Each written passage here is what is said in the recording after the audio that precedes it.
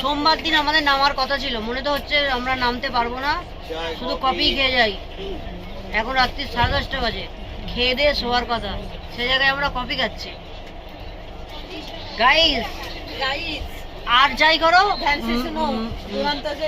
হ্যাঁ দুরন্ত সত্যি একদম এসো না। যার এমার্জেন্সি থাকবে তো এমার্জেন্সির বাট লাগিয়ে ছেড়ে দেবে।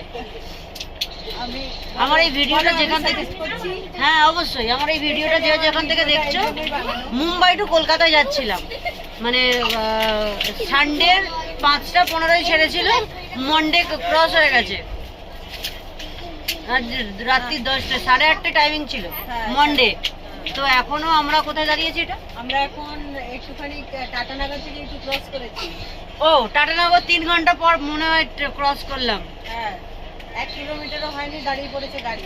এখন এবার খিচুড়ি আসবে, ওনাদের স্পেশাল খিচুড়ি দেবে আমাদের কয়েদিদের মতো। বাবু গরম। তো যে যেখান থেকে জানো না, ভিডিওটা শেয়ার করে জানিয়ে দাও।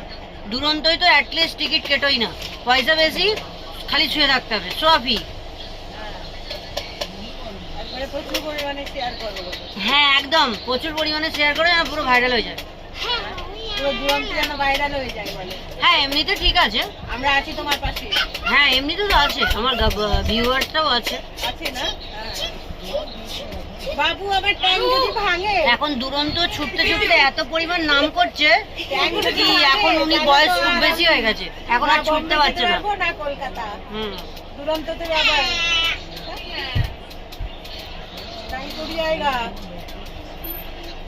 राघव चड्ढा जी से रिक्वेस्ट है, प्लीज आप ये ट्रेन का प्रॉब्लम सॉल्व कीजिए, बहुत दिक्कत हो रही है।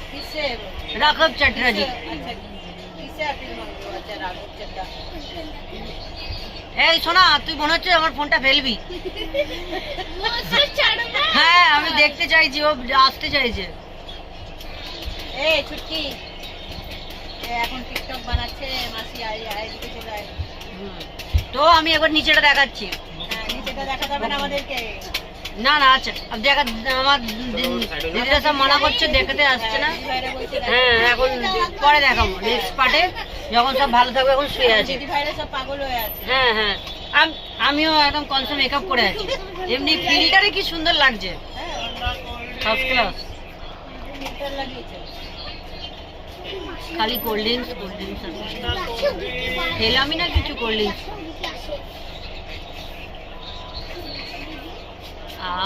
এখন ভালো লাগছে একটু।